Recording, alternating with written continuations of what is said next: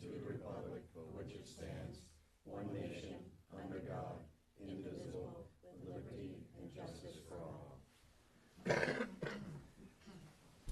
Again, starting on my right, if we could just introduce the board members. Pat, you can start. Pat Colbert.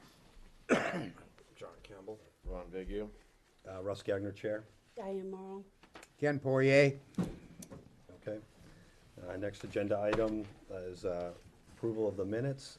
Everybody has a package of the minutes in their folder. I make a motion, we approve the minutes from the minutes of February 14. I second it. Okay. I'd just like to note that the only thing I would request as part of the discussion is that my name be spelled right a couple times in there. So it's spelled both ways, so hopefully we can get that corrected, but I'll capture that in the record, change the spelling, and this one will go up for just a show of hands. All in favor? Aye. Showing that all members have voted in the affirmative to accept the minutes. So we're here tonight for two public hearings. First up will be Robert Page requests a variance on minimum lot size in the rural commercial industrial zone, 513 Portland Street, R72-5, to convert office rentals to apartments. That will be followed by an administrative appeal of code enforcement officer's decision by Philip LeMay, reasoning building permit issued at 183 Cranberry Meadow Road, 3710. So if we could, again, as far as the person asking for the variance, standard road I'll go in is the variance request. I'll defer them back to the code enforcement officer, general public comment, and then discussion by the board. So anybody here to speak on behalf of the variance?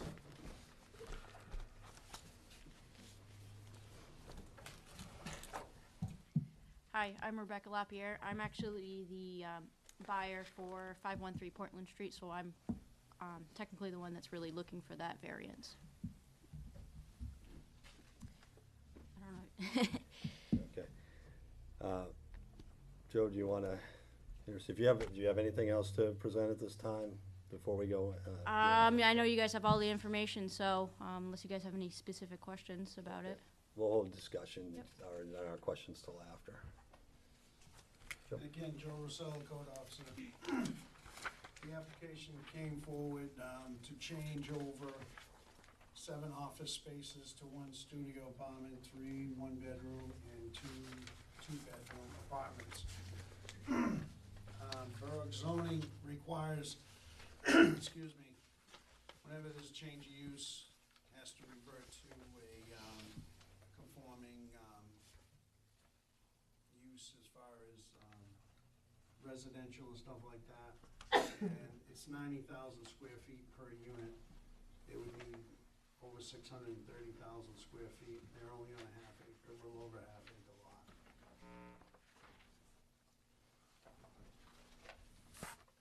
Any public comment on this variance request? I'm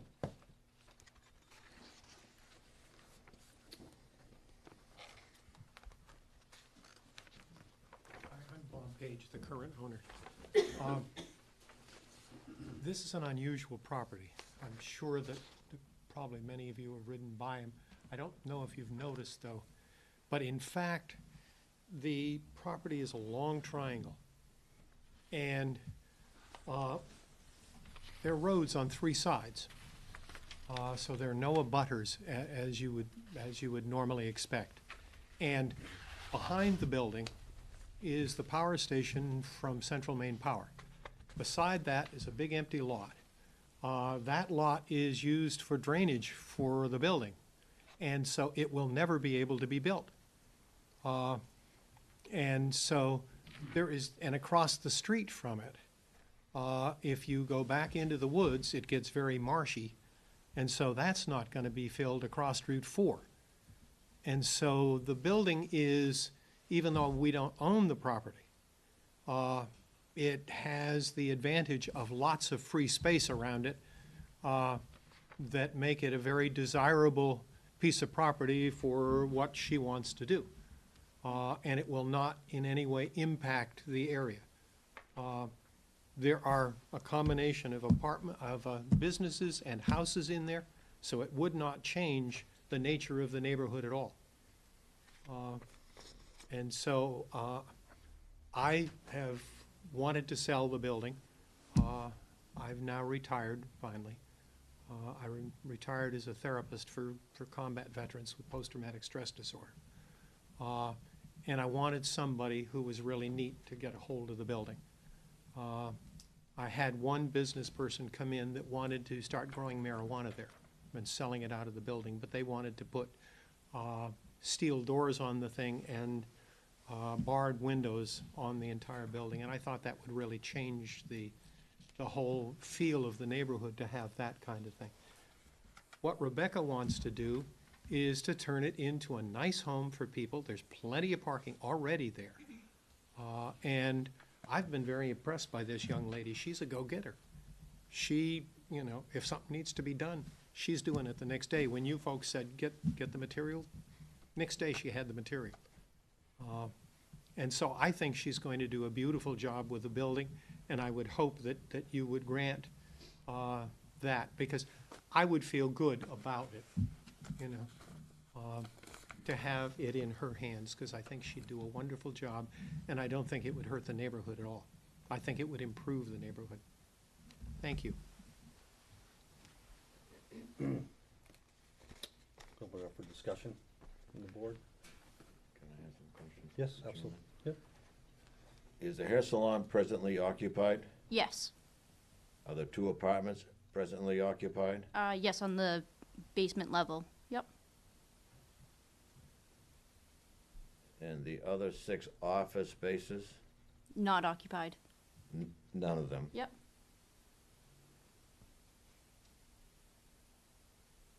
Are there any children in those apartments? Yes. Yes. Those are presently 2-bedroom apartments?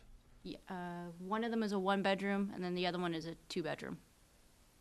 So the children are in the 2-bedroom apartment, I presume? Yes.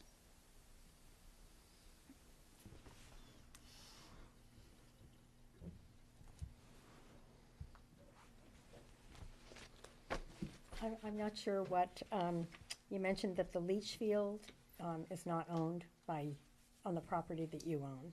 It's the well, actually. So the well, it's on the property of Salmon Falls Nursery, and there's 3 properties that share that well. Okay, I thought reference was just made to the leach bed. The leach field, The leach field. yeah, the leach field, the current design flow for what I'm looking to do would not sustain it.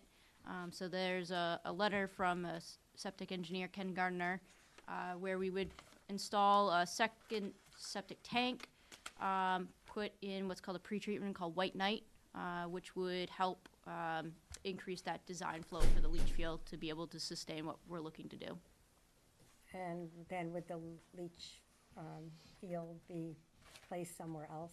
Nope, we don't have to touch the leach field at all. So it stays where it is. We're just installing a second septic tank.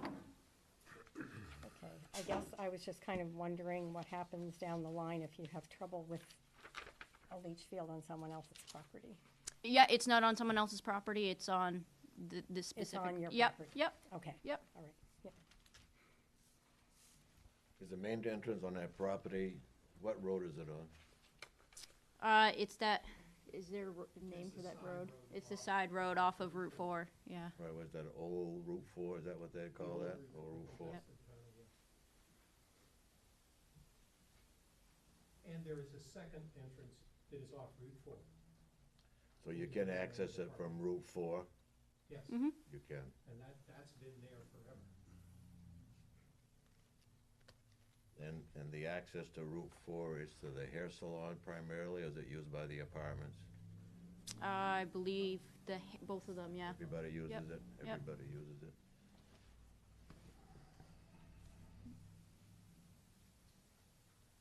The end result, how many apartments are we actually talking about?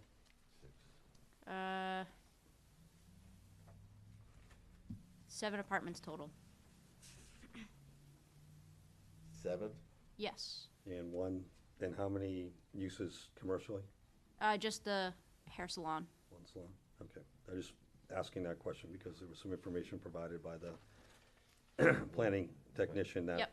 The original plan was to look at possibly doing eight apartments in the hair salon, and we reconfigured that design to make it 7 apartments plus the hair salon. Yeah, and I think, well, my colleague to my right might be, you know, If I may. asking the question is because also on the application, I believe it Right. says, On your variance application, it says 1 studio apartment, 3 one-bedroom apartments. Did you guys get the floor plans that I sent James? yeah, but Yeah, so they that's what- typically have all sorts of different options in Yeah. there. So again, we're not gonna sit here and decipher what, all the variable options that you Yep. have. No, the floor plans was for each level as to what we were gonna do. Okay, Yep. But your application only says 6 apartments. I didn't fill out the application, so. yeah, and that's Yeah, why there's some yeah. inconsistency in that, and we're, again, trying to just clarify, Yep. because it makes a big difference in the term, you know, and again, the deficit that the property already has. I mean, the property always a non-conforming property with a pretty significant deficit per the ordinances. And again, your variance request is, you know, will further skew the lack of available or required space for that property. So that's why we're just kind of clarifying what was provided to us by Miss Kathy Connor, the planner, who was helping with this on your behalf, did indicate that it was 7 apartments and 1 commercial use. So Yep. that's why we're trying to clarify that. It's still that way. Yep. Yeah, this number, that's why I see that there, but I was concerned about the math, Yeah. but that's consistent with what the requirement is. I have a question, and it's only my problem because I don't have a computer here. One thing that we asked for last time was for you to come up with an exact figure for the the square footage for the. So Yes. we would know what you were asking for. Because I don't have my computer here, I don't know, did you actually like redo the application and come up with a square footage amount? James told me that I didn't have to redo the application. It was in Kathy's memo, the actual square footage Okay, that we, and yep, so, yep. so that was Yeah, so covered the, there. so definitely patches for, since you might not have the copy, you know, per Kathy. I do and have con- Kathy's. All right, Yeah, and consistent with the information just provided, the deficit's 639,000. I do for have intents that to- part. So. One other aspect, just, you know, give you an opportunity, you know, that typically would have in a complete application is again, 4 hardship factors, which, you know, are the land in question can't yield a reasonable return, that the variance is due to unique circumstances of the property, the granting of the variance will not alter the character of the locality, and that the hardship is not the result of any action taken by a prior. I mean, some of that's already been spoken to by the other gentleman that came up during the public comment. But again, those are just, give you an opportunity to maybe address some of those factors if you'd like. Can you go over those again? Because Sorry, this is the again, first that- time I'm hearing those. That- Yeah, That was, so it's usually part of the application process. There's a page on there that okay. speaks to those. And again, that the land in question, you know, cannot yield a reasonable return unless a variance is granted. That the need for a variance is due to the unique circumstances of the property and due to the general conditions in the neighborhood. That the granting of a variance will not alter the essential character of the locality. And that the hardship is not the result of action taken by the applicant or prior owner. I mean, again, I would say that a couple of those, particularly the middle two, I have that. were spoken to by the gentleman in the back to some degree, but, again, just giving you an opportunity to address any of those if you'd like. No, I don't, yep, don't have anything else. Do we have that information on the back of our page? I thought that was addressed on the back of To some Yeah. extent it does, yeah. the I mean, original. The test for the conditions The for- of the variance? Yeah, I think so. To some extent, yeah.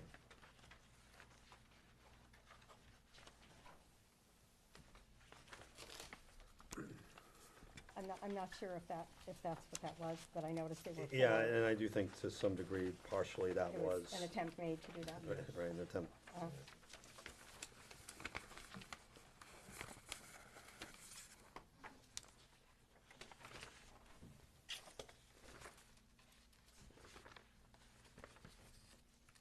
I'm not sure.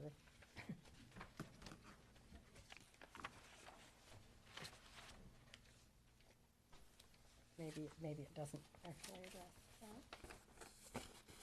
just bear with me Well, like 1 number second. 3, saying it would not lead to any change. I have part of it, but Mhm. On the backside.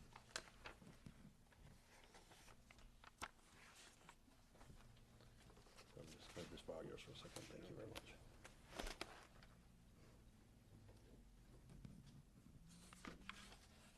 I kind of have a question about the 7 offices, or however many offices that are available, and has anyone ever expressed any interest in the office space the whole time it's been there? It's usually been filled. And then when my husband was going to retire, we stopped. Yep, that's what my problem is. When we put it on the market, we stopped filling it. I can hear it. Okay.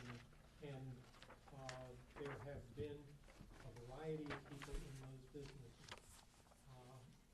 I was informed that I couldn't have a business up on the 3rd floor. And so I wasn't allowed to fill that. But my office was always on the mid-floor. Okay, so the offices were always filled until you put it on the market? So you didn't have any problems filling the offices, or? Right. Off and on. Yeah, We had quite an interesting variety of people that used it, actually.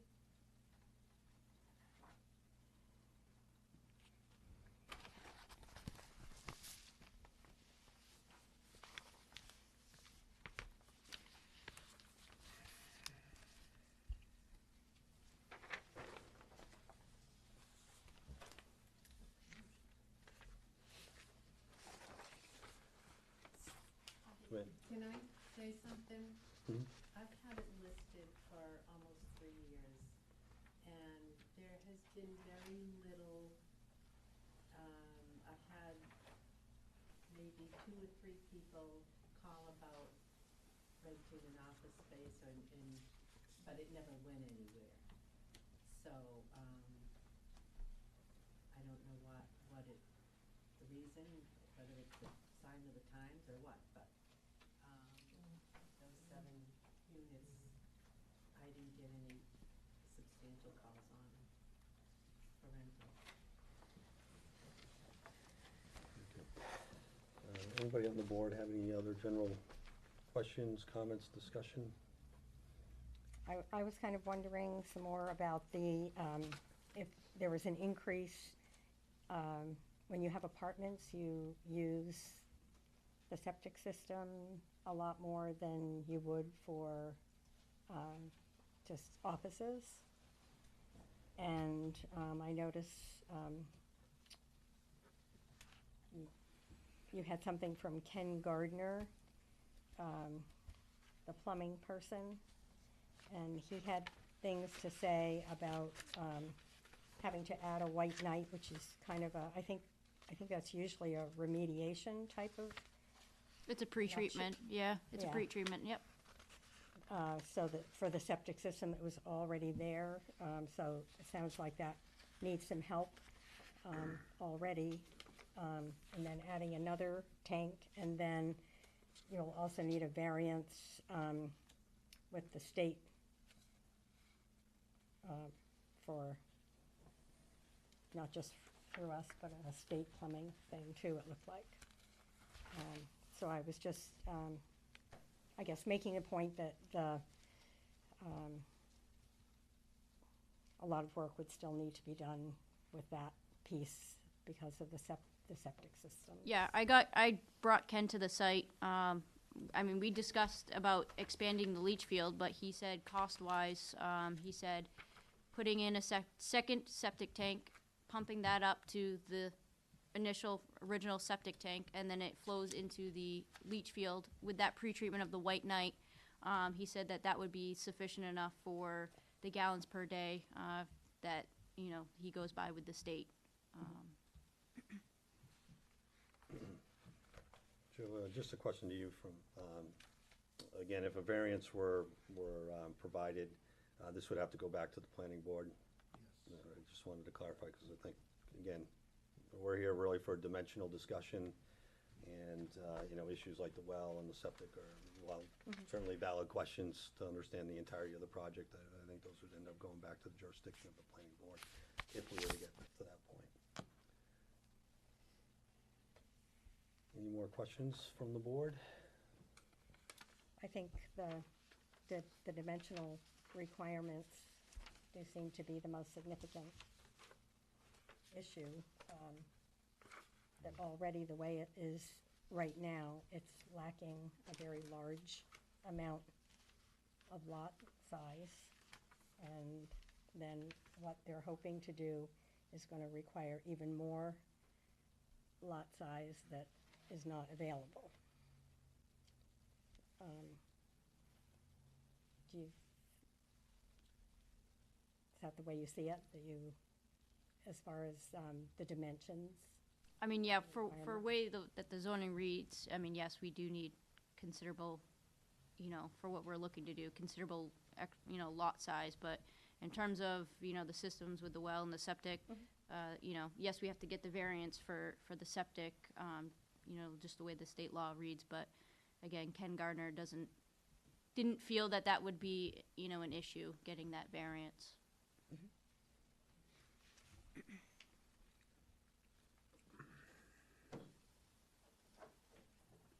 Any more questions or comments?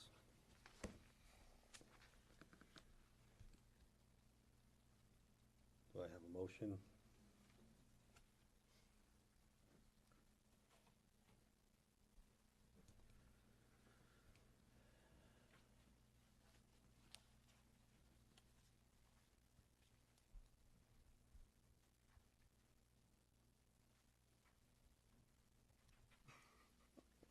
I can't make a motion, right? I I'm know. not voting. I'm waiting. I guess I'd like to throw in, if people are having trouble making a motion, I feel like this piece of property is already extremely overbuilt. And by adding these other things, we're making it even more extremely overbuilt, which, when you have a non-conforming piece of land, I think you're supposed to be trying to make it better, not worse, according to the ordinance. So, I don't know if anyone else wants to follow up on what Kathy wrote to us as far as what, We can There. further discussion, after a motion to particular points related to the Yep, dimensional. Well, my suggestion would be that we go down to 4. May have a motion on each one. Or Yep, well, hard- we- hardship Motion that things. we make a recommend to amend the application? No, No? I'm not suggesting that. I think we ought to go down to 4 hardship things and make a motion. Oh, okay. And make I a see. finding, that's all. Alright. That's what I'm suggesting. Okay. So I'll make the first motion, and I make a motion that the land in question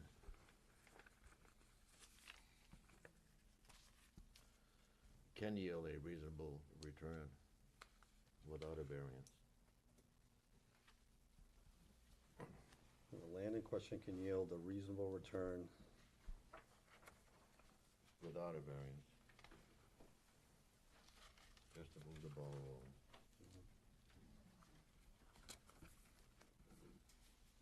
Can yield a return Without a variance. without a variance. Right. So I just want to be clear that a yes vote on, well, We got a second. anybody looking for a second?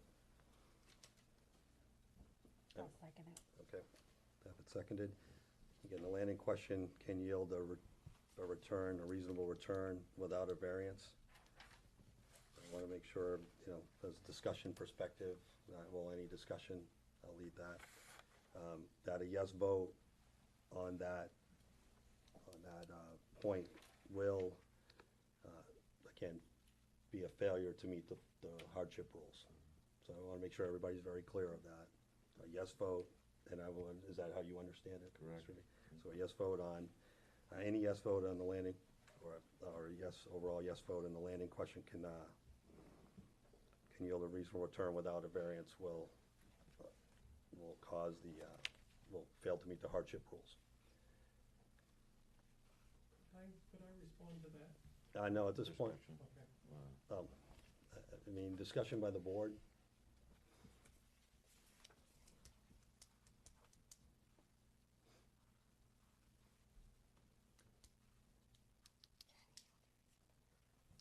So, I'll actually request a question from you. I mean, would it be appropriate to take comment from the public at that point? So Bill Saucier, the Yeah. town attorney. Yep. It's the discretion of the chair. Okay, all right. My If you discretion. wanna allow the, Yeah, to so add I- something. The one thing I would add is, Yep. I agree with, taking a vote on each floor, but just, it'd be important to state your rationale why during this Mhm. part. Yep. For the facts on why you don't, why you think that it would have a reasonable turn. You should state that before the vote, so at least that's in the record. Okay. Or as part of the discussion. Right. So, again, Why don't you let him talk now? no, I'm gonna close the discussion to the board at this point. Well, as far as my motion is concerned, I think we have a mixed use of apartments and commercial use now.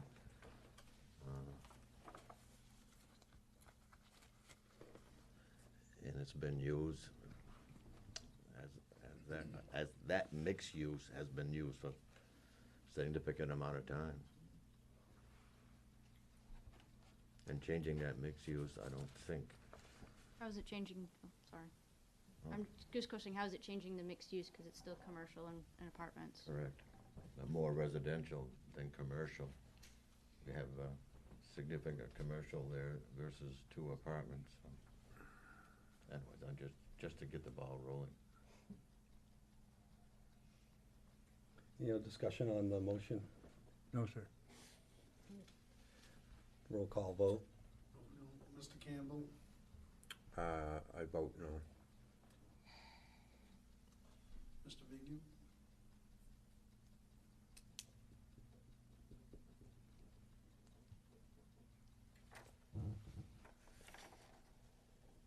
I vote yes. Mr. Gagnon, I vote yes.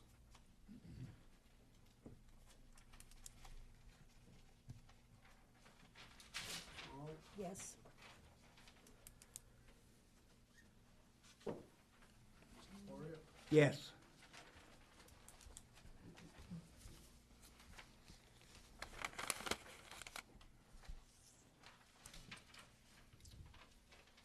four to one. Yes vote. All right, so again, the board feels at this point that that vote indicates that the yield or the property in question can yield a reasonable return without a variance being granted, which essentially fails the hardship rules at that point. Further discussion, is there any other motions that we want to make concerning the other hardship rules?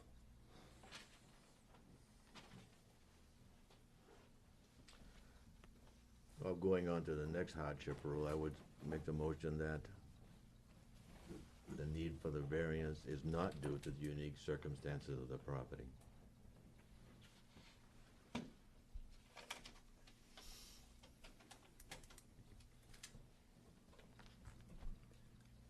Looking for a second? I'll second it. Okay. Again, so that the need for the variance is, can you repeat that again? The need for the variance is not due to the unique circumstances of the property.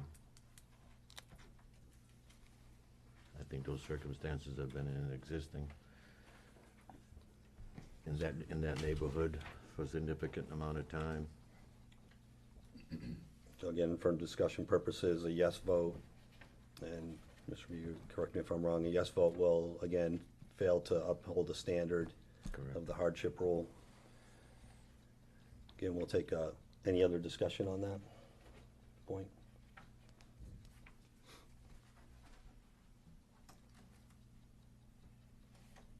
Okay, roll call vote. Campbell, Yes. Yes. Need for variances. Gagnon,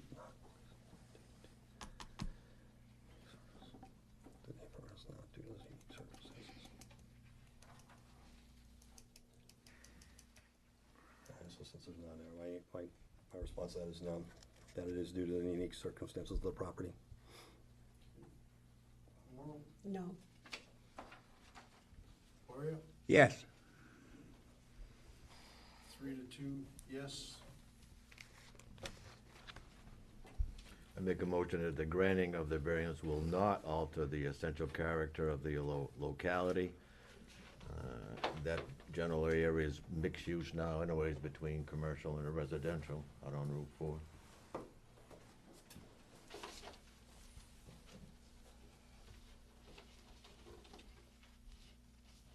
I second the motion. Discussion? Again, for the purpose of discussion, Mr. Vigu, with your motion, correct me if I'm wrong, a yes vote on that will actually carry the requirement that a yes on this question would actually meet the hardship rule. That's correct. All right, just want to clarify that for everybody. Any other discussion on the motion? Okay. Joe, roll call vote. Campbell, I vote yes. Yes. Yes. Yes. Laurel, Yes. 5-0, Okay, yes. any other motions? Let me address the fourth one. Okay, I make a motion that the hardship is not the result of action taken by the applicant or prior owner.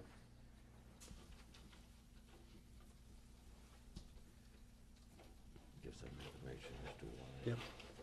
Yeah, again, with respect to this one, whether or not this action, was caused by the previous homeowner or the current applicant.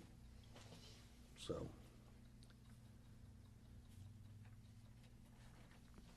Looking for a second?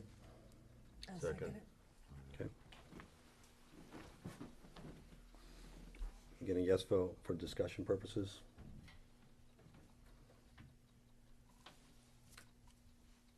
Again, a yes vote will, again, meet the hardship rule. A no vote would indicate that the hardship rule was not met.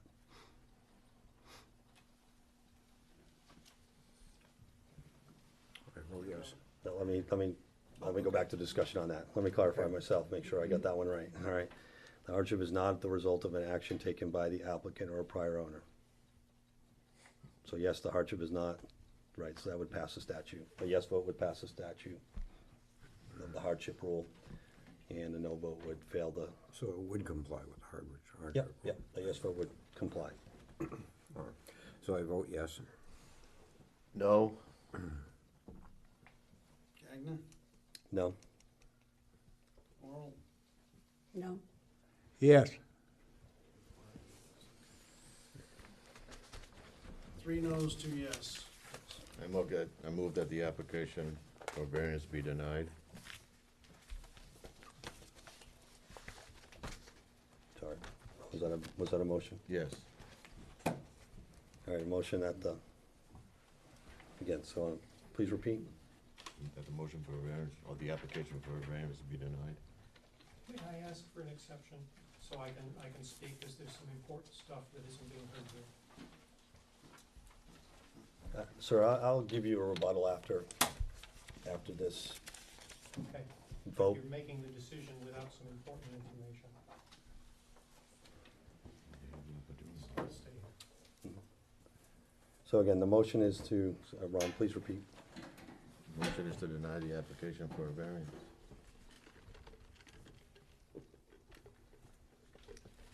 I'll second the motion. And that's based on the That we fact that, put it to a vote. the fact that 2 of those hardship standards were not met. Okay. I have a second. Any discussion? What's the motion for? The motion is to deny the application for a variance, and it's been seconded. The motion, so voting a yes would deny the variance. Okay, and, That's for failing 2 of the 4 standards, essentially. yeah, Not 3 of them. Campbell, Yes. Yes? yes. Yes. No. okay. Okay, 4-1, yes. all right. So I'll offer you a rebuttal period. For the last 2 years, we have made just enough money to break even, to pay the bills, the taxes, the insurance on the building, that sort of thing. I'm 75 and I have cancer, and I can't take care of that building much longer. This body just won't do it. And so keeping the building is a hardship for me. Just because my body won't do the shoveling, and mowing the lawn, and that sort of stuff. Nobody has wanted to buy a commercial building. And in the past, I've had people in there. People have decided that paying the taxes in Maine just isn't worth it, so they're going across the border to New Hampshire. And so therefore, I can't rent it. And here is a young woman who has come in, who's young, who's vigorous, who will take care of the building, who will improve it. As I get sicker and sicker, it's gonna run downhill, and it's gonna look worse. It's gonna look lousy. And I don't want that to be something, I mean, a lot of traffic goes by there, and I don't want people to look at that and say, oh, Berwick, they don't care if things get run down. It is a hardship for me to keep that building. The other thing that I didn't mention before is there's a railroad track right back over the next to the big empty lot. And so this is going to, the vote that you're taking now is going to create, for me personally, a substantial hardship. I have to stay here during the winter because I have to make sure that the heat stays on in the building and that sort of thing. When you're 75 and you got cancer, that becomes a burden. That becomes difficult. That becomes a hardship. I didn't want to go into this. I haven't advertised this. You folks are the first people who have heard this out of my mouth. But I think it needs to be said. I am sure I can find somebody who will grab that building. That guy who's going to grow marijuana, I think he'd love to get a hold of it. I don't think Berwick deserves that. I think the community deserves better than that. She will provide it. But I think it is a hardship for me to keep the building. And here's somebody who wants it, who has wonderful ideas.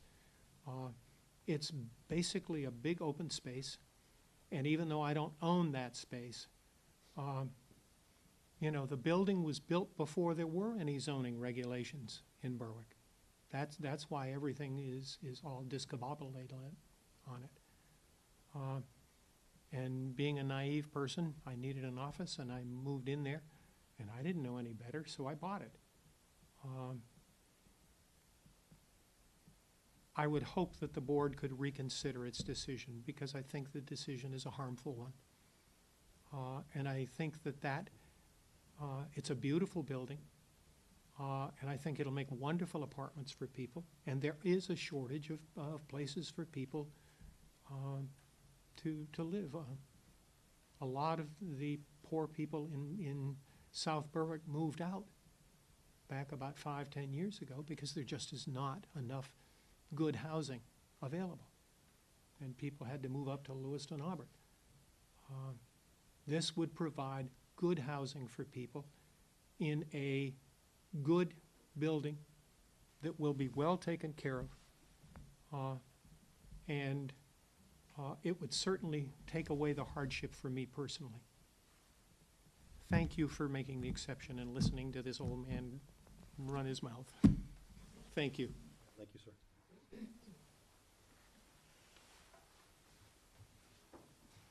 I'm going to move on to the second part of the hearing. So we're again, the administrative appeal of code enforcement officer's decision with Philip LeMay. Reasoning building permit issued at 183 Cranberry Meadow Road, R3710, I'm gonna give the town attorney, Mr. Saucier, a few minutes to brief all, not only the board, but also the appellant in this case, on the expectations for the proceeding. Get everything.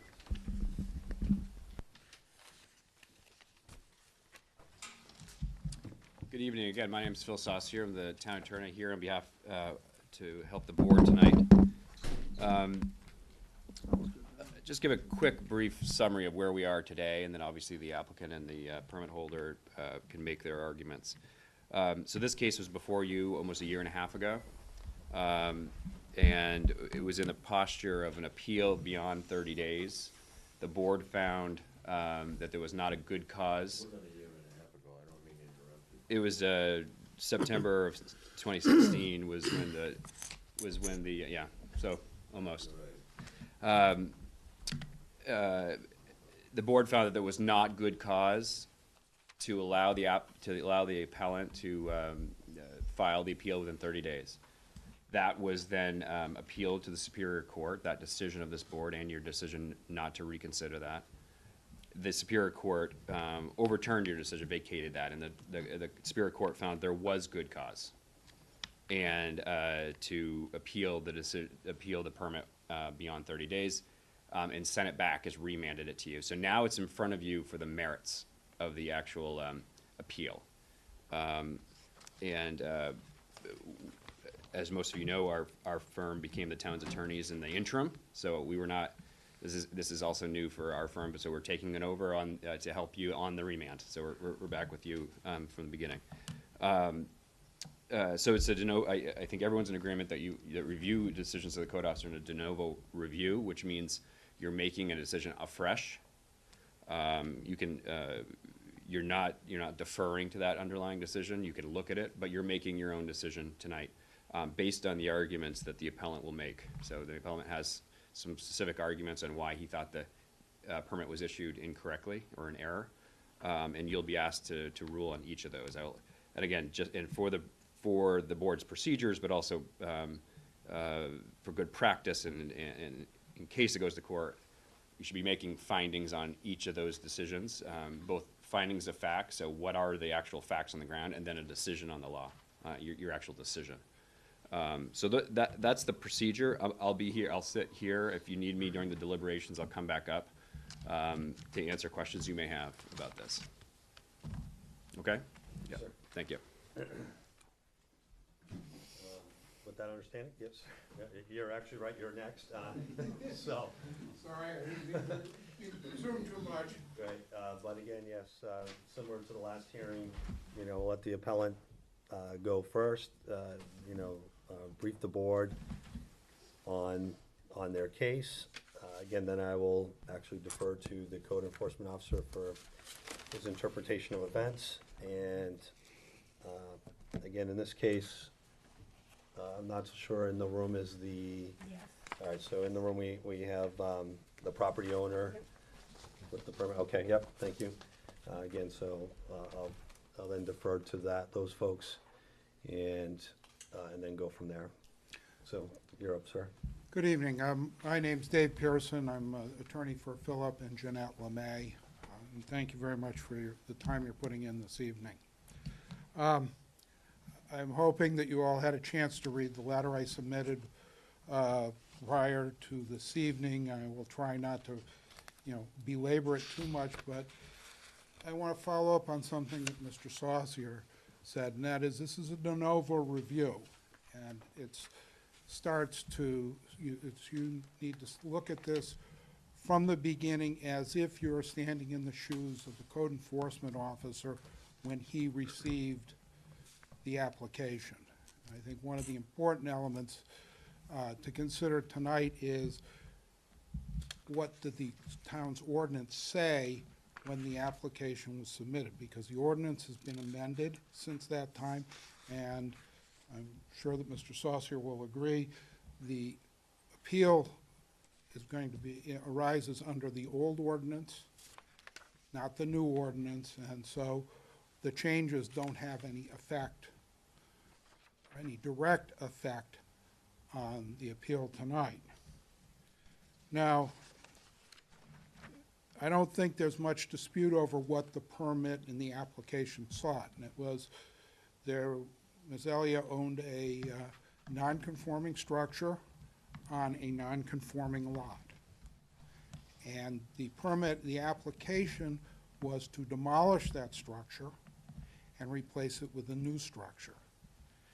And at the time, the ordinance provided that you could replace an existing non-conforming structure only if it was destroyed or damaged by a casualty loss, and not by the willful act of the owner or his or her agent.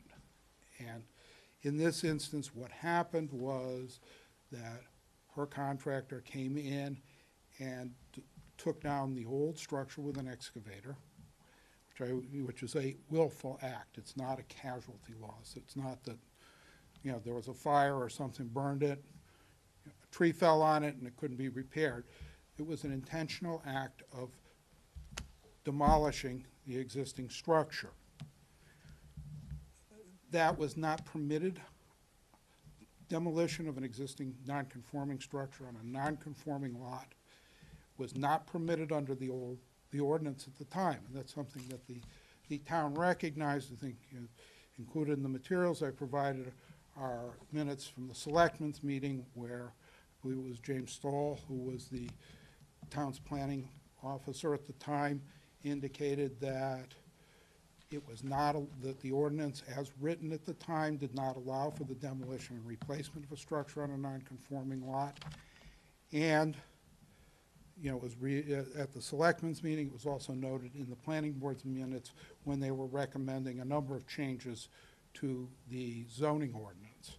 So I think that's as far, really, I believe, as this board needs to go.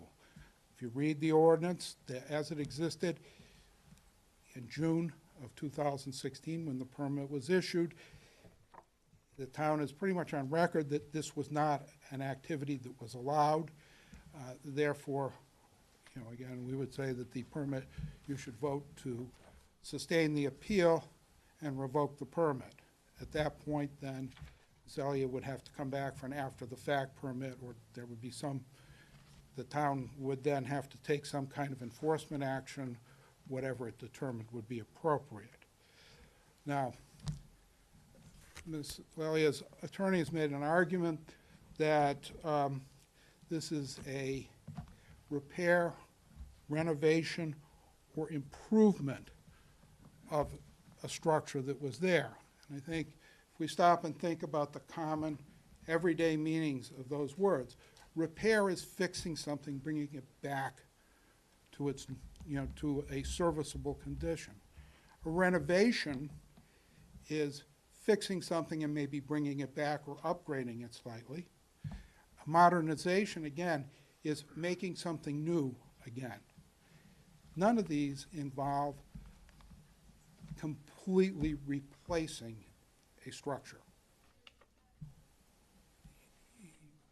So that provision doesn't give any basis for the permit. The other thing is that it's, even if you could somehow shoehorn the demolition of a structure into calling it a repair, renovation, or modernization, it doesn't allow the expansion of a structure. And I know that Mr. Goldman has argued that the existing structure, based on the tax records, was slightly larger than the new structure. However, and unfortunately I didn't make copies of this, but one of the things that's part of the record here tonight is the record on appeal that was submitted to the Superior Court. And if I can, in that record on page 31 is a permit that Ms. Elia obtained in 1993. And that permit is for, appears to be for 2 additions to her then existing home, mobile home. One of those additions is 12 by apparently 44. The other addition appears to be 8 by 28. That's the permitted size of the structure. We could find no permit that allowed it to be any larger than that. That comes out to, I've misplaced my notes here, roughly less than 1,400 square feet.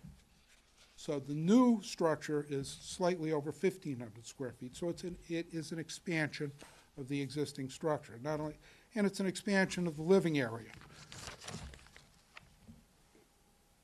If, in order to allow an expansion of a non-conforming use, it either has to meet all of the various setback requirements, or the owner must obtain a variance. The only person, the only authority that has the legal ability to grant a variance is this board. And in this instance, the new structure is less than 25 feet, which is the required side yard setback from the lot line.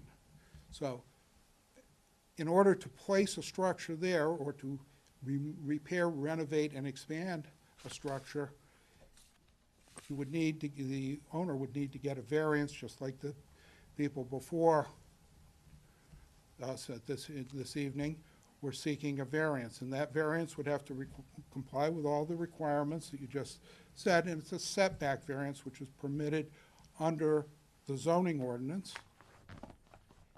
And frankly, the only authority that only boards of appeal can grant variances, including setback variances, under state law. The only exception to that in state law is that a code enforcement officer may grant certain types of disability variances based on complying with federal law or state law to make something accessible to someone who's disabled.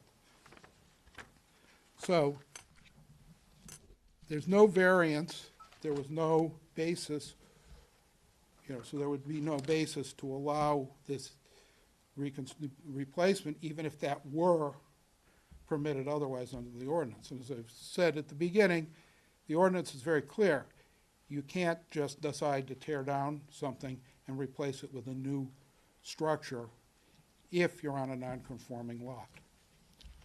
And finally, if you compare the application for the permit with the standards in the zoning ordinance, not everything that was required by the ordinance was included in the application. Specifically, there was no site plan provided. No septic system design was provided. So the application for the permit was incomplete, therefore no permit should have been issued. So I'd be happy to take questions from the board, and would appreciate an opportunity to address anything that Mr. Goldman brings up that hasn't been addressed in advance. So, any questions at this point? I'm gonna stay with the lineup that we said we would go with. I'm gonna go to the code enforcement officer. Chair Ganger, can I, in case you don't have a copy of the permit application that I was referring to, You can I can- provide it to you? Yes, thank you, sir. Thank you. Right here for now. Get the old permit.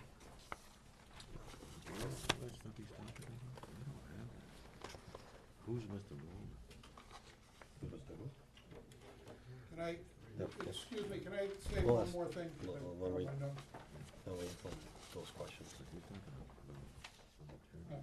Information, do you have that? If I may, I found my notes. Based on that permit application, the total area of the structures on the property would have been approximately 1,376 square feet. Thank you.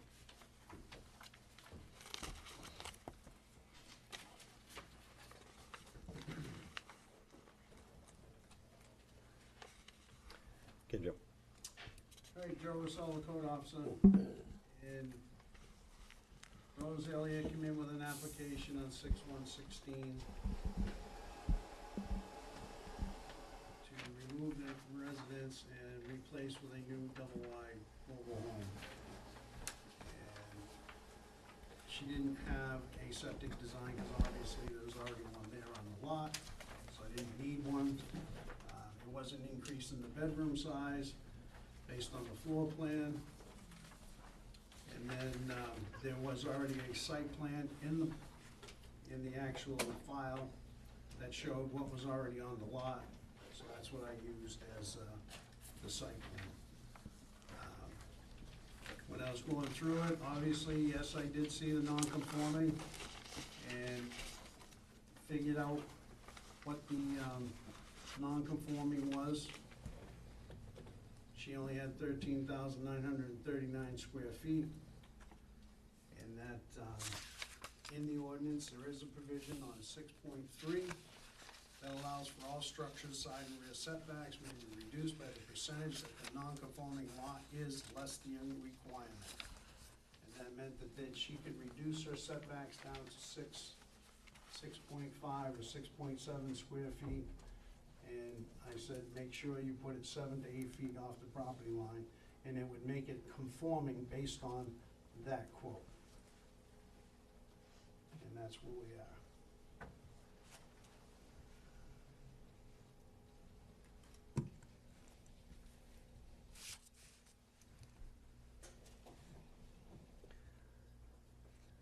Okay, sir. Thank you. My name is David Goldman, and I represent Rose Elliott in this matter. At the outset, I wanted to know whether it would be allowed for me to ask a handful of questions to my client, Rose, because we've gone through this process, as has been noted, it's been about a year and a half.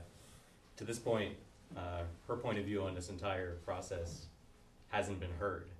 And I just have a handful of questions I'd like to ask her to give you some context for how this all came about. That's fine, sir. So, Rose, if you could just stand up for a second, I'll just ask you. Hello, I'm Rose Elliott. The mic. Well, Yeah, let if me you just- could, yeah. Yeah, let me just ask you a couple of questions, and then you can, well, keep standing, and then, Yeah, but for the record, just if you could come over to the Yeah, podium. sure. It may look awkward, but it won't. yeah, that's capture fine, you can everything stand for the right here and record. share the podium with me. So I just wanted to ask you at the start, just to tell us a little bit about how this entire improvement project came about. Okay, so I'll make it short. 25 years ago, I purchased a property at 183 Cranberry Meadow. I was on top of the world. It was going to be my home. I worked very hard. I raised my 2 daughters there for the past 25 years. It was a 1968 Champion mobile home. Its shelf life is about 30 years back then. So it got infested with mice. I tried many, many improvements over the years. And I got to a point at 55 years old that I said, I'd like to have a new home, a forever home. So I went down and saw code enforcement and I said, can I replace my home? And he said, you have to bring in a plan of what the size of the house is going to be, which I did. I filled out the application. I paid the $430, I believe it was. And I had permit in hand and could go shop for a house. I was on top of the world. I didn't need the Taj Mahal. I just needed a nice home for my children and now my granddaughter. So I chose a house, and that's what sits on that property today. And ultimately, when you got that permit, you posted it on your door? I did. Okay. Well, I made copies of it to go to the bank and in my files, but yes, I put it on the front door of my home. And you waited for after the whole appeals period to run before you started, before construction started? Correct. And you wouldn't have started if you didn't have a valid permit, right? Absolutely not. Okay. And ultimately, there was a deck there before, along with the mobile home, correct? There was a farmer's porch, so it was covered, it had a roof, and it just had posts, but didn't have sides. So yes, there was a farmer's porch on that home, which I have not put on the new home, nor do I intend to. Yeah, the deck was demolished and hasn't been replaced, correct? The deck was given to my next door neighbor. Okay, So we recycled. okay. So the entire construction process, that was a substantial disruption to your life, right? Yeah, yes it was. How long did it last? About 4 months. Okay. We rented a home in Berwick. We put all of our stuff in storage. And to say the least, I was on top of the world to get my forever home at 55 years old and raise 2 daughters by myself. So We were excited. We were very excited, to say the least. And overall, about how much money did you spend on getting this done? Well, the loan was for $93,000, and the rental of the home that we rented was $1,000 a month. Okay, and for the final question, I just wanted you to talk a little bit about what kind of effect this whole process has had on you over the course of time here. I just wanted, like everybody else wants, a nice, safe home for your family. And that's what I thought I was purchasing. However, it not only disrupted our lives, but come to find out, it disrupted one of our neighbors' lives, the LeMay family who lives out back. Unfortunately, we moved in October 29th of 2016 to this beautiful dream home.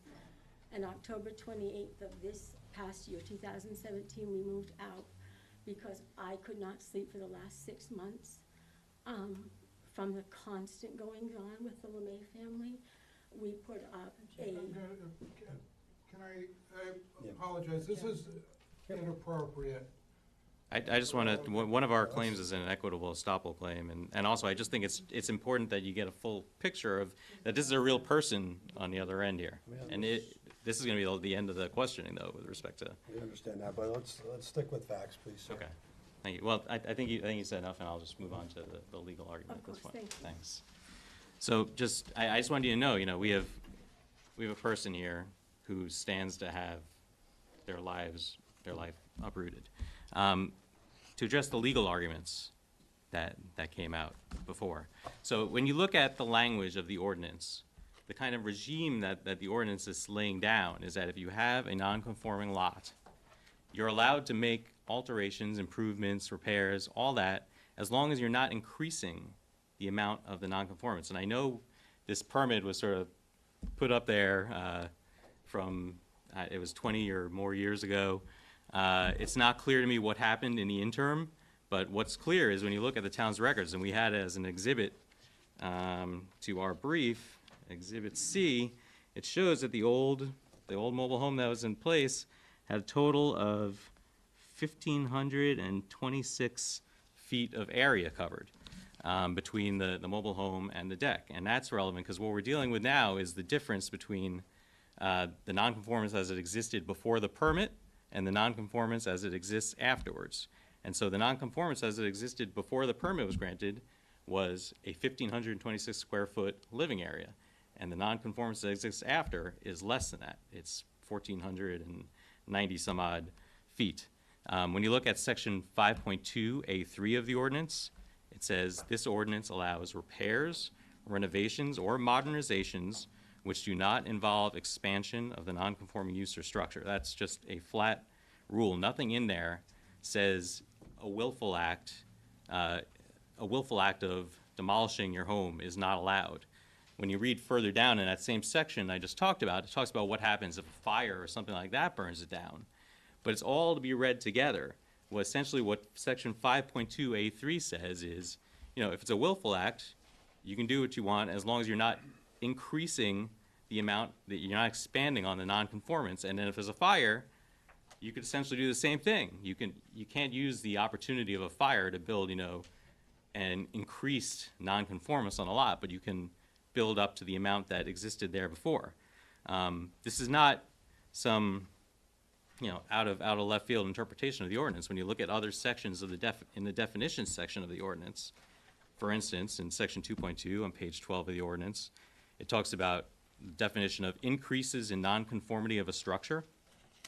And I'll just quote it. It says, property changes or structure expansions which either meet the dimensional standard or which cause no further increase in the extent of the nonconformance of the existing structure shall not be considered to increase nonconformity. You read 5.2A3 together with that definition, it's clear that what the ordinance is trying to do is just make sure that if you got a nonconforming structure on a nonconforming lot, you're not increasing the nonconformity through some willful act or otherwise. So that, just based on section 5.2A3 and the definitions in the ordinance, the permit was authorized. Now, even if that wasn't correct, we get down to the grounds upon which the CEO outlined for authorizing the ordinance was that in section 6.3, note 6, it talks about how for all structures, side and rear setbacks may be reduced by the percentage that the non-conforming lot is less than the requirement. That's the issue we're talking about here, how close the structure is to the sides. And as the CEO said, the lot as it exists is 77% less in square area versus the 60,000 square feet that would be allowed if it hadn't been a non-conforming lot. So you apply that 77% to the 25-foot setback that's generally allowed. That, as a pure matter of math, that equals 5.75 feet. That means that she was allowed, that my client was allowed to build as long as the setback was at least 5.75 feet, and we have that here. It was authorized for 7 to 8 feet, and that's roughly where it is. It's certainly not less than 5.75 feet from the sideline. Beyond that, there's this issue about the sort of failure to dot all the i's and cross all the t's in the application. I think that's, first of all, as we refer to in the law, generally would be referred to as a harmless error. There's no claim that any of these things that were omitted from the application are actually a problem today. It's just a pure, technical matter. And in any event, the CEO himself, he looked into these issues, as he said. They're not issues, the things that were omitted from the application. And regardless of that, it's just not, as a matter of, discretion in the board and in the CEO, the board does not have to reject an application just because someone doesn't fill in all the lines when the failure to fill in the lines isn't material to any of the issues in dispute. That's just a discretion that boards and all municipal officers that are charged with enforcing laws have inherent in themselves. Beyond that, we've also made the judicial, or the estoppel argument here, the equitable estoppel argument. And that's one of the things I was trying to elicit with respect to my client's testimony.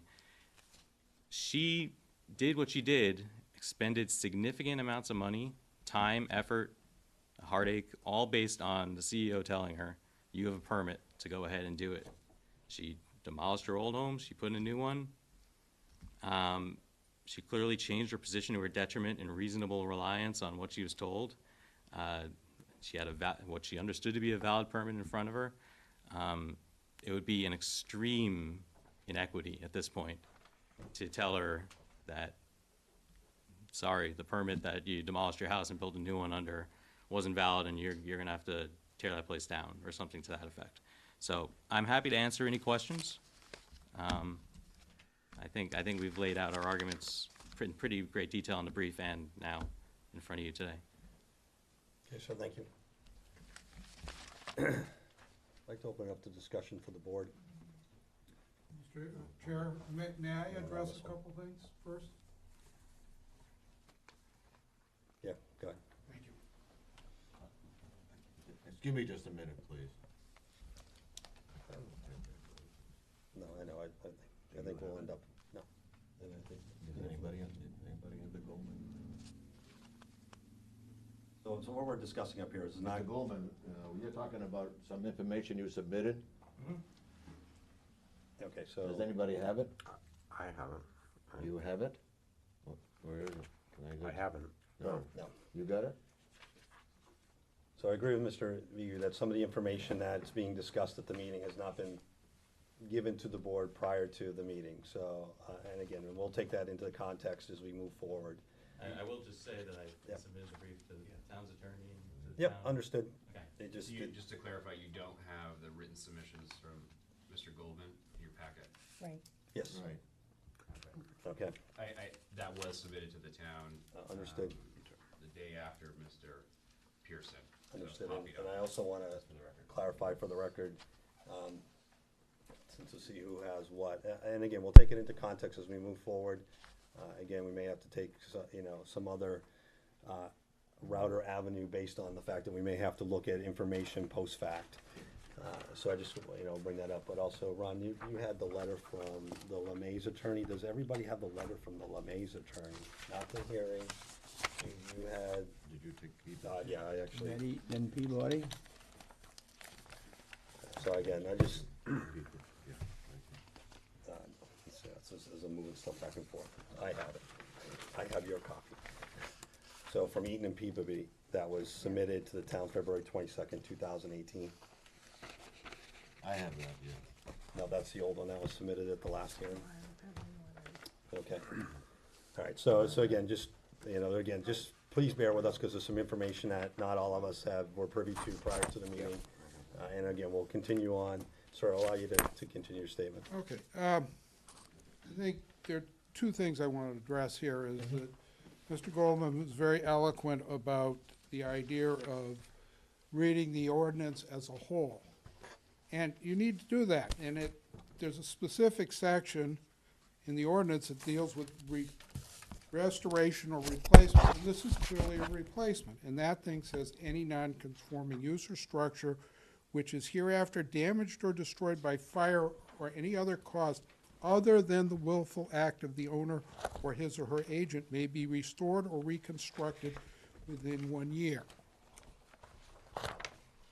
That's the only provision in the ordinance that permits the replacement of a non-conforming structure. And again, that's something that the town has recognized and changed in the ordinance since LeMay's filed their appeal. And I'll quote from the selectmen's minutes, which are attached to the letter. Currently, the land use ordinance does not allow the replacement of a structure on a non-conforming lot of record. I think it's very clear here to do that. The other thing I would, in the similar statement in the, there's no, in the planning board minutes, there's nothing in the non-conforming section land use ordinance that allows the replacement / improvement of a building when non-conformance is not increased. This is a matter of not a repair, it's not a renovation, it's not a modernization, which are the things that are permitted under the section that Mr. Goldman discussed. The only other thing I will say is that I understand from a legal perspective that Ms. Elia has a legitimate complaint in terms of an estoppel argument against the town if the permit was improperly issued. That, however, is not an issue that is either before this board or which this board has the jurisdiction to consider. That is something, that's an equitable estoppel, is something that is a principle applied by the courts, and it's up to the, and if she has to make that argument at some point in time, she needs to make it to the court. It's not something that this board can take into consideration tonight. So thank you very much. I appreciate the opportunity. Sir, obviously, we Yeah, have and an I'll- opportunity to rebut. I'll try to make this as brief as possible. So the section that is being relied upon with respect to the destruction by fire and willful act of the owner, it's important to understand this is all directly after the section that I'm relying upon. When you look at section 5.2A3, it's restoration or replacement. It says, this ordinance allows the normal upkeep and maintenance of non-conforming uses and structures, repairs, renovations, or modernizations which do not involve the expansion of the non-conforming use or structure and such other changes in non-conforming use or structure as federal, state, or local building and safety codes may require. Very next paragraph in the same section is, any non-conforming use or structure which is hereafter damaged or destroyed by fire or any other cause other than the willful act of the owner or his agent may be restored or reconstructed within 1 year. Nothing in the first paragraph says that, demolishing a place, you can't build it back again. It's just saying, on the one hand, the first paragraph addresses willful acts. The second paragraph addresses non-willful acts. Why there's somewhat of a discrepancy in the language, who knows? I suspect the ordinance was modified at some point, and this second part was tacked on because someone said, well, what happens if my house burns down? I'm not allowed to replace it when I could have replaced it, beforehand. And I'd also say a couple of things regarding this. This is clearly a modernization in the context of a modular home. I mean, essentially the position of the LeMays is if Ms. Elia had knocked down one wall and replaced it, then knocked down another wall and replaced it, and did that until she had an entirely new place, that would have been allowed under the ordinance. But because she did it all at once, that's not allowed. That's just not, I think that's not a logical reading of the ordinance.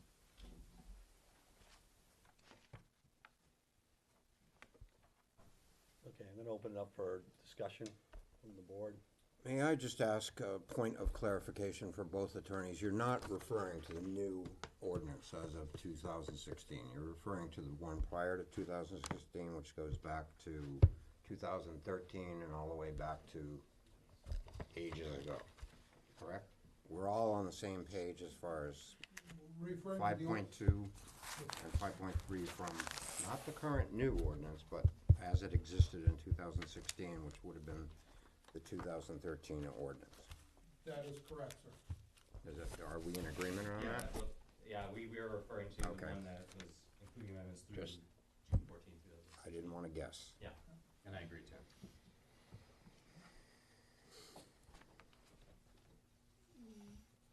you gonna allow public comment? No. So again, I'm gonna open up for discussion and questions from the board. Joe, I'll start. I'm gonna, a question to you, Joe. And actually, it could be a question to anybody on either attorneys as well. So I just want to be very clear, what, the conformity of the property, or the non-conformance that was in existence beforehand was the lot size and not dimensional. I want to clarify. Dimension, lot size. Dimensional lot size, but not dimensional setback size. No, I mean, the building that was there was 3 feet off the property line prior. It was dimensional requirements. Okay. And 6.3 says that we can reduce it to the non-conformity to the setbacks, and if that meets it, then it makes it conforming for the district based on that non-conforming. And my understanding is it's further set back now than it was before, is that correct? Yes. The 3 feet to, yeah. That's something, again, that requires a variance. But I think we all agree that the structure that was on the property before any of this happened was closer than permitted under the setback. And the lot was controlled. I'm not sure, is it correct that it requires a variance if the setback follows 6.3 that doesn't say anything about 6.3? variance. If it fits that number 6, Well, I don't have my, give me a second. It's on page 42. Is that what you're looking Okay. for? The, Number 6? I don't, this board has the authority to grant setback variance. And by statute, only the boards of appeal can grant setback variances. That's something that the state statute expressly allows towns to include in their ordinances. So, although it doesn't say variance there, that's a variance from the setback. If the intention were to have, that the requirement would be 25 feet or less, if this, then it would be, it would be stated that way with a formula. 25 feet or some percentage of the lot. The amount that the lot varies from the requirement. But that, again, the only authority, or the authority to grant variances and setbacks is vested solely in this board. There's nothing in the ordinance that gives the CEO that power. And the state law requires variances to be issued by a board of appeals. If a variance was required. I just say, yeah, right, so I feel like all the talk about variance is kind of putting the cart before the horse. There's no need for a variance if the permit was issued correctly. Correct. All right, so again, it's important for me to understand, based on the definitions that are in the ordinances, what was the definition of this property's non-conformance, since it does affect. so I guess I Working would away. like to ask our attorney, that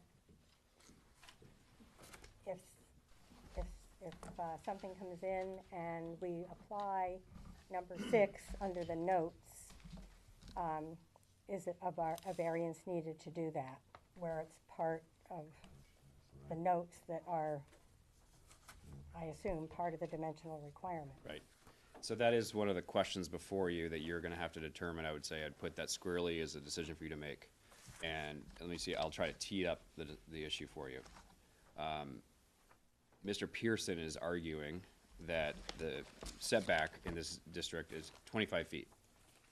And I think he's arguing that the note is somehow only sort of guidance for a setback variance. So if someone comes for a setback variance, there's some sort of guidance here in terms of how far you can go.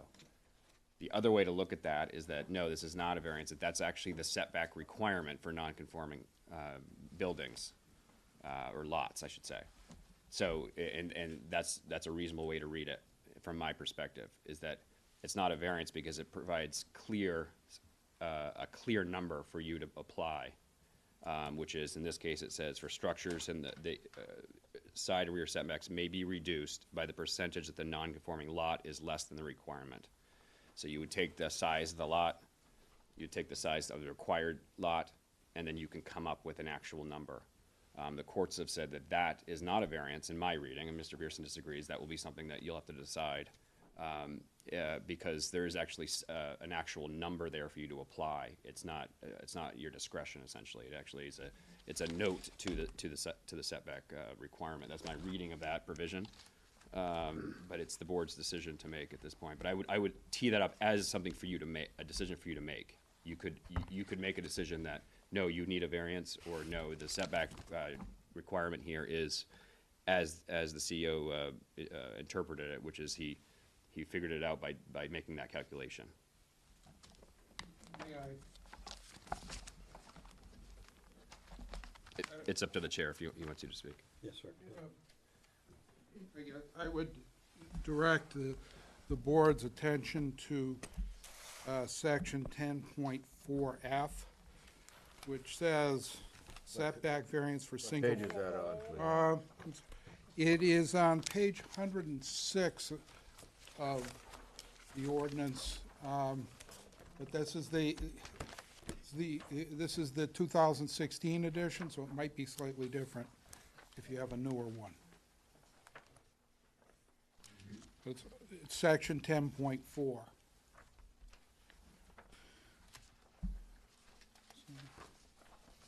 Yeah. Okay. It talks about setback variances for single-family dwellings. An ordinance adopted under this subsection may permit a variance for setback requirements. That's in section 10 is the Board of Appeals authority, and section 10.4 is the portion of the ordinance that gives the power to grant variances to the board. So I think Attorney Saucier has fairly teed up the argument, but I think that you need to read the ordinance as a whole and look at section 10.F. Thank you. So I think the decision for you to make is, what is the setback here? Is the setback 25 feet, or is it 7 to 8 feet? If you think it's 25 feet, then you would be in the variance, in my view. You would be in the variance world. If you think it's because of the note, it really is 7 to 8 feet, whatever the specific number was, then that would be the setback based on the note. And that's something you should decide. You need to decide, I should say. And I'll just follow up on that by saying that nothing in section 10.4F references note 6, nothing in note 6 references a variance or section 10.4F. Our view is note 6 provides the setback requirement, and so there's nothing about a variance in there.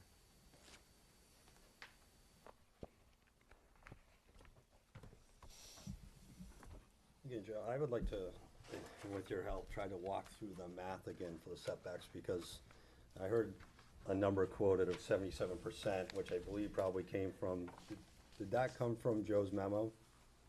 I believe I drew it from his memo. Of October 19, I 2016? can see, I'll open up my brief, which no one apparently has, and see what I drew that number. I mean, I have that memo, and I want to Yeah. discuss that memo Yep. from a math perspective,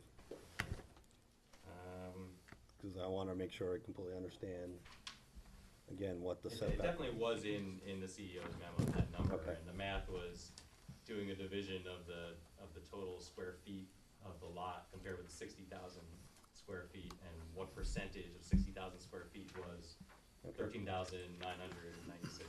Okay, so I think that the problem with the memo is that's probably where I'm getting a little hung up here, is the, I think there might be a value in here, You have the wrong number. that's wrong. Well, I noticed something, I think maybe you're talking about, Russ. I noticed in the Eaton Peabody, dimensions that you had come up with, that you had used, the minimum lot width of 150, and the lot is only 70 wide, and you came up with something that should have been 11 feet 8 inches. Yes, we did. Okay, and in, the note on 6,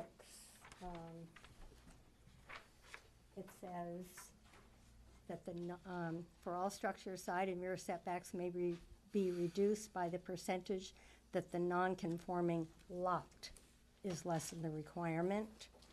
So, I think so to me, that was a frontage or, number. And to me, the lot size is, you come up with a different number if you use 70 over 150, or if you use the square footage. I believe it's supposed to be the square footage. And I think according to number 6, it's the non-conforming lot. So, I think, I was confused too, because we had two separate figures coming up with two separate percentages as to what was an appropriate distance to move the mobile home. okay, but I want to clarify, again, because going back to the code enforcement officer's memo, which the math seems to be getting into a lot of people's area here. Is this home in the R3 district? It's in the R2 district, it's only 60,000 Okay, square feet. so that's why I question is Yes. because the memo Then- refers to To 90,000, 90, and yes, and that but was. it's actually 60,000. Yeah. Okay. Yep. So I just wanted to clarify that, Yep, from the purposes of the information that we have. but the information down below with 46,061, that is the correct, based on the 60,000. Right, That so- 90,000 wasn't changed to 60. Right, and so 77% is the right number. Correct. Okay. And that 77% does not come from the frontage. No, it Okay. comes from the lot, because Not it from the says side, lot. Right, lot, okay.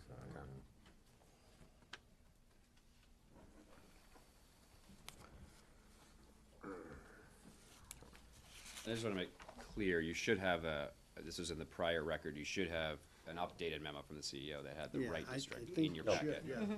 Okay, yeah, and I am referring back to it. And I just want to address briefly before you go, because I am concerned that you didn't have the packet from the Elias. I want to make sure that you have all the information you need and that both parties had an opportunity to give you the information that you deserve to hear about before you make your decision. I'm loath to suggest that you should push this off to another meeting, given the amount of time. But I think you should hear from both parties to determine if they are okay with you proceeding, or if they'd like you to have their memo before you proceed, because that, I'd hate to have the court decide that you really should have had that in front of you and you didn't have the benefit of that. So I would just to clarify that part before we go forward. Yeah, it's my recommendation that, I don't think I have to make a motion to say this. It's my recommendation that we continue with some opportunity to have some dialogue with the folks here. But I do believe that we're gonna have to stay this hearing, because it's clear to me that not all the information was provided, to us to have proper review prior to the meeting. Does the board would agree with that? I would add, Mr. Chairman, if I may, please. Yeah. Yeah, those minutes that you referred to, I don't have those.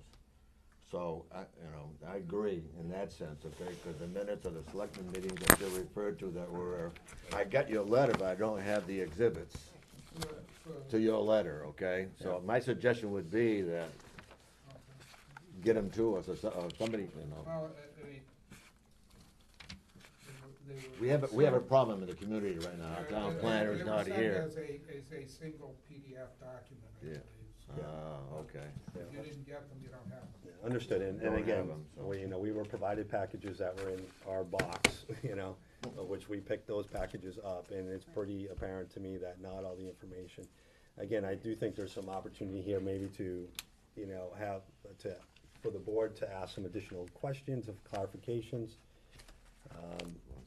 Again, but I do think agree. ultimately we'll, most likely have to stay the hearing for the board, to review all the documentation. And it's gonna be my recommendation that, that all the parties submit, their documentation into the record. And then that gives us an opportunity to review that information and again, reconvene, for any decision making. I would maybe ask them how much time they need to get the information to them. Yeah, I mean, again, for parties that are involved, do you have any, do you need any additional time to provide any additional records? I would respectfully request that what you've submitted as a matter of record be what you've submitted as a matter of record and not an opportunity to submit more information. I mean, for what it's worth, Yeah. I have a copy of my submission here that I could just give Yeah. to you at this meeting. But please respectfully recognize that we haven't had an opportunity to review that. We've been really probably working off of information we've had from, I know what clearly we were provided, which was the, information from the last hearings, that we've had prior to, and the court's decision. And we've all had access to that. So, clearly we have that, but it appears that information from the LeMay's attorney and information from yourself has not necessarily made its way to the entire board. May I? We have an extra copy here, we can give you. Well, the problem was that the James forwarded your email to us.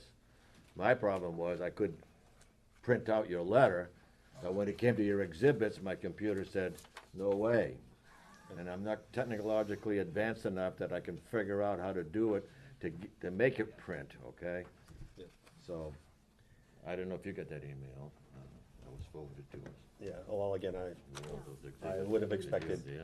I would have Hard expected copies. our package to have been Hard complete, copies, huh? provided by Yeah, the so town. I think that's a prudent, given that comment and Yeah. and some other comments, I think it's prudent for the board, and I'll make sure that the planning assistant gets the materials to you. You should have those materials before you make a decision. And so I think that that's a prudent way forward to continue the meeting. Well, I think it's fair, Yeah. may I, Mr. Chairman? Yes. I mean, he has a copy, you got a copy there, Mr. Goldman? I have. Okay, and you got a copy of your exhibits? This includes the exhibits, yes. Okay, that addresses your concern, Mr. Chairman, that no other material be submitted, so Yeah. we can have the I think town that make makes copies sense. of that for us. Thank you, sir. I'm That's gonna it. put it All right, thank in you. this. Yeah. And then So- that will, Thank you, sir. we can pick a date now.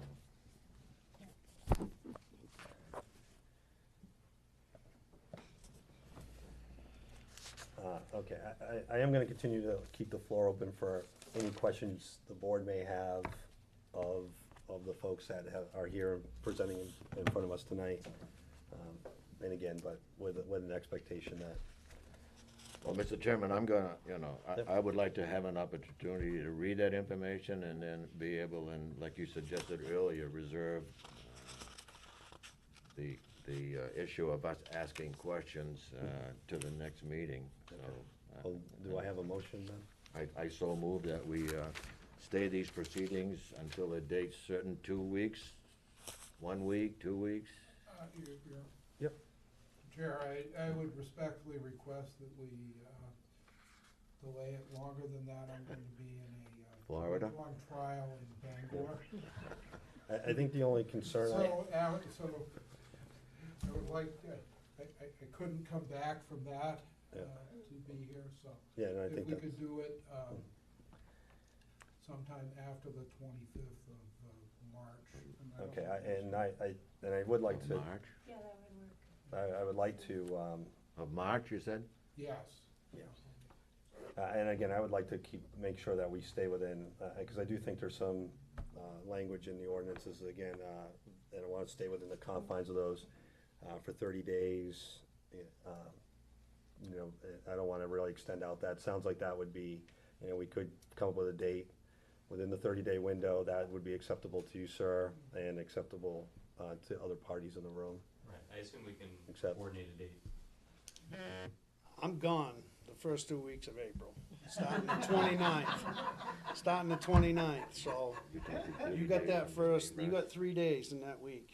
25th, 26th, 27th, to 28th of March. Is one of them a Wednesday? The 28th Yes, is, it the is. 28th One's is a a Wednesday. Wednesday, 1 month Yeah. from Yeah, today. good. That's a great thing about February, right? Yeah, Yeah. right. 28th is, in Yeah. March is, sir, did you say that you could commit to the 28th of March? Yes, I can. That's my birthday.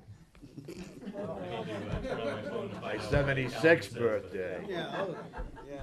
All right, so I, Ron, if you'd like, make a motion. I'll make a motion that we stay these proceedings until 6:30 PM on March 28, 2018, and that no further documentation will be submitted by any party. I second the motion. I think we can do this one by hand vote. Yep. All in favor?